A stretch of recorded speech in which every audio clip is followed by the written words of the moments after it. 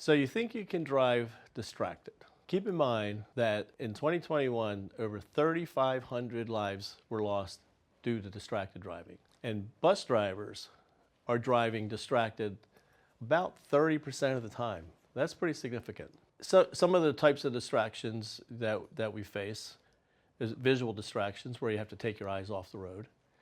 Manual distractions, where you're taking your hands off the wheel. And then cognitive distractions, when you're not focusing on what it is you're supposed to be doing, which is driving the vehicle. Anything that takes your eyes off the road, your hands off the wheel, or your mind away from your responsibility of safe operation of your vehicle is a distraction. So you have self-created distractions, like texting, speaking on your cell phone. Even if you have a hands-free, think about what you're focusing on. You're focusing on the conversation. You're not focusing on the driving. Adjusting your seat position while you're driving. That's something that you should be doing before you ever pull away. Adjusting the climate controls. Think about that. You typically have to look down to grab the controls so your eyes are off the road. Adjusting your interior mirrors. What are you doing when you're doing that? You're reaching up, you're adjusting the mirror. What are you focusing on? You're focusing on the mirror. Sometimes, and I've even seen this, where I've seen people driving using the vehicle mirrors for personal grooming. Okay, so not only are you looking at the mirror, but you're focusing on what you're doing, which is not driving. Eating or drinking, we all do that. Think about what you have to focus on when you're eating, drinking while you're driving. And then you spill that hot cup of coffee in your lap. Now what happens? Singing along with the radio or CD. Unless you have a really great voice, your passengers probably won't appreciate that a whole lot. Think about what you're focusing on. Now, you do have company-created distractions. Okay, you have communication radios. Does your company require you to respond to dispatch while you're driving? Okay, that's obviously a distraction, but that's something that maybe the company is requiring you to do. Cell phones, what's your company policy on cell phones? Okay, if your company is expecting you to use your cell phone, especially in areas where the communication radios maybe don't work, do they have a policy for that? Are you supposed to pull over, make sure you're in a safe place, and then use your cell phone? What about fare boxes, right? Are you messing with the fare boxes if you have them? On the larger vehicles, what about destination signs? Are you changing your destination signs while you're driving? Remember, you're probably operating at high speeds, you're calculating speeds and distances, you're responding to other drivers and obstacles outside of your vehicle, you have pedestrians, you have bicycles, you're looking for addresses. All of these things are distractions. Okay, so if you're doing all that while you're driving, it's taking your focus away from actually driving the vehicle safely. One of your biggest distractions are your passengers, right? When you think about it, you know, if you're on a fixed route type bus, you have lots of people on board. They're coming and going. You have people arguing, people yelling. Okay, that's a huge distraction as a driver. The video that you're about to see is an example of that. Gentlemen, show me which one of you is going to be a gentleman. Show me. Are there no gentlemen left in this? Are there no ladies left in this world? They're kids. Move out of the way. No, don't touch me. This is what happens when you're being nice. Move. I have a right not to be touched. And you have the space to move. Get out of the way. Which one are you going to be a gentleman? Which one are you going to be a gentleman? Which one? Which one? You have the space to move by. Why? Why are you not moving? Why? Why are you not being a gentleman? Why? Why? Why are you not being a gentleman to me? What did I do to you that I caused you to not be a gentleman to me? I don't even know you. I don't even know you. I don't know you. Although what we talked about in the previous slide really applied to like your bigger fixed route type services. In your community type services, think about the distractions you have there when it comes to your passengers. You know some of these folks, right? So they're having conversations with you. You're trying to drive, they're talking to you, and what do you want to do? You don't want to be rude, right? So you kind of respond back to them. And think about when you're talking to someone that's sitting behind you, what do? You look in the rear view mirror. So that way you can see their face. Well, when you do that, you take your focus off the road. Okay, so your passengers really can become a distraction. You want to remember that when you're doing that, you're focusing on the conversation, you're not focusing on the other things that you're supposed to be doing. Now, bus drivers have a likelihood of being distracted 40% of the time they're driving. So if you think about all the things that we just talked about, distractions that you bring on board yourself, the distractions the company provides for you, the passenger distractions. So it's not a surprise that a bus driver could be distracted 40% of the time that they're driving. That's significant. Now this video that you're about to see, I think you're going to be amazed at what this driver is doing while he's driving. It's very obvious the type of distractions that is creating for him, and you can see how it reduces his effectiveness to determine what's happening outside of his vehicle. Distracted bus drivers, tonight at 11, checking fares and crossing into oncoming traffic. The I-Team catches transit drivers putting you at risk, and that's not the worst thing they're accused of doing. Watch New York's biggest I-Team tonight at 11 on News 4 New York. How'd you like to look up and see your bus driver doing this? Counting cash. His hands barely on the wheel, his eyes barely on the road, but nonetheless still driving right along. Oh, and that's not all. When he's done with the cash, he goes to his cell phone. His bus still moving at a good clip.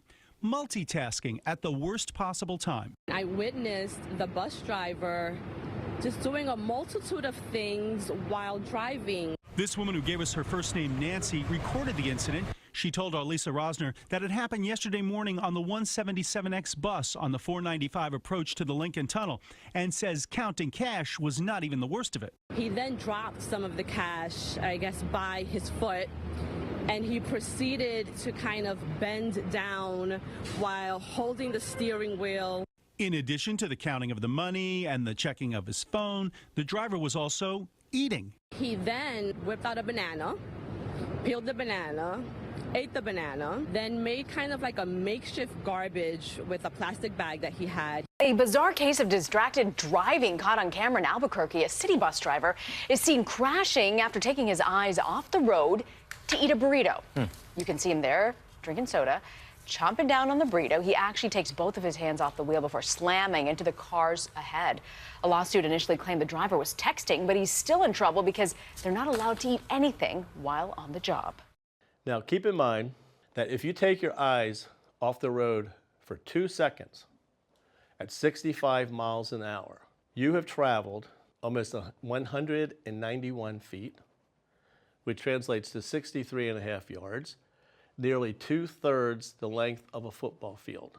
When you talk about if you're sending or reading a text, that takes about 5 seconds. So if you take your eyes off the road for 5 seconds at 65 miles an hour, you've traveled nearly the length of 2 football fields. And where was your focus? It was on your phone. It was on your text. It wasn't when you're driving. Drivers who use handheld devices are 4 times more likely to be involved in a crash. Using a cell phone delays reaction times as much as having a blood alcohol concentration of 0.08%, which is legally impaired. At 0.08 blood alcohol level, a driver is 11 times more likely to crash compared to a sober driver. This video just gives you an example of what happens when you're distracted.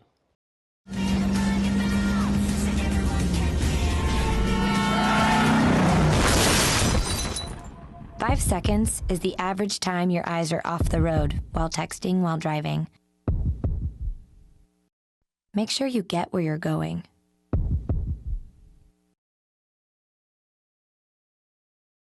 On this chart is the number of crashes that occurred because of just distracted driving generally. And then when you break it down to the column that's on the right, you're going to notice that 8% of those crashes were involved with someone using a cell phone. So these are all things that we have complete control over that we should not be doing while we're actually driving our vehicles. So the chart that you see on your screen represents a study that was done by the National Highway Transportation Safety Administration.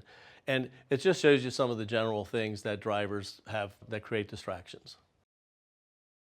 So look that over. Does that sound familiar with anything that you have going on in your vehicle? And not only your professional vehicle, and your personal vehicle as well. So this video that you're about to watch shows Katie, a senior in high school, describing how her selfish act of distracted driving killed a 61-year-old man who was about to become a grandfather for the first time. Second part of the video is this man's daughter describing how this incident impacted the family. And this daughter was the one who was pregnant with the child that was going to be this man's first grandchild.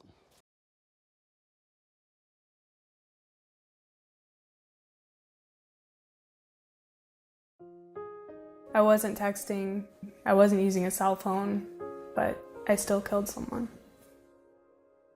I was 17, prom was coming up, I was ready to leave high school, I was excited about the summer and going off to college. My mom and dad were both teachers, and they met at an elementary school where they were teaching. People would describe him as a gentle person. He was my dad. He was a great dad. He was the greatest dad I could have had.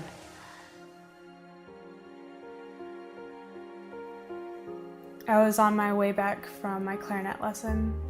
I was hungry, so I was looking at my GPS.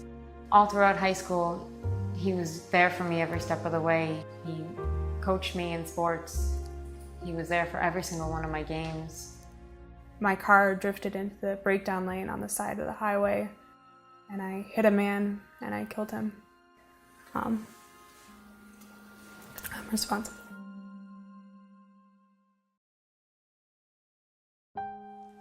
I was 6 months pregnant when my dad died. I knew he was going to be such a fantastic grandfather. And when she smiled for the first time, he wasn't there to share it with. When I was driving, I had a choice. I could have pulled over to the side of the road just a few seconds. It changes everything. It's just hard.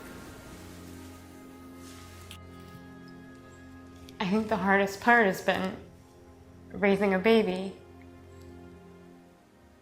and knowing that he wasn't there to celebrate those beautiful moments. I think about my friends, I think about the choices they make. They think it's not gonna happen to them. My mom has this incredible grandchild, but she can't share it with her husband. She doesn't have that partner. Learning that he had a family, that he had a daughter that was about to have his first grandchild, that he was about to be a grandfather, and I took that away from them. I caused his death. I think of all the things that my dad has taught me and about the love that we had as a family. Distracted driving is a choice, and it's a selfish one to make.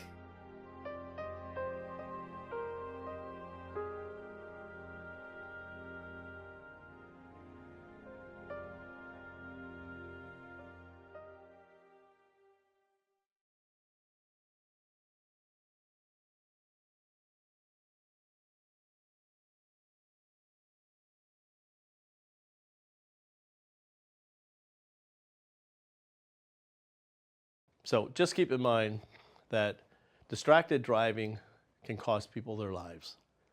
And it's up to you to stop the distracted driving, okay? Put the phone down. Focus on what you're doing outside that vehicle, what you're doing to safely provide service to your passengers, and what you're doing to provide safe transportation to your own family members.